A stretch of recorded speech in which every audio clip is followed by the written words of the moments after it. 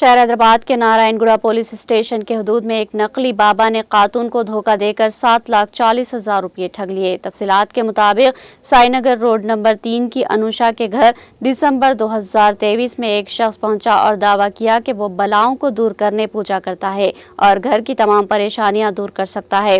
اس نے انوشا کے خاندان میں پیش آئے کچھ واقعات بتا کر اعتماد حاصل کیا، جس پر انوشا نے ابتدائی طور پر اسے 15,000 روپے دیے۔ بعد ازاں اس شخص نے فون پر رابطہ کر کے کہا کہ انوشا کے شوہر اور بچوں کی صحت بھی متاثر ہو رہی ہے اور مسائل حل کرنے کے لیے رقم درکار ہوگی۔ اس پر انوشا نے فون کے ذریعے 35,000 روپے ادا کیے۔ کچھ دن بعد اس نے پھر فون کر کے کہا کہ پوجا مکمل نہیں ہوئی، اسے دوبارہ کرنا ہوگا اور مزید 2,70,000 روپے مانگے۔ انوشا نے یہ رقم سائی نگر کے لکی ریسٹورنٹ کے پاس اس شخص کے قریبی مددگار کے حوالے کر دی۔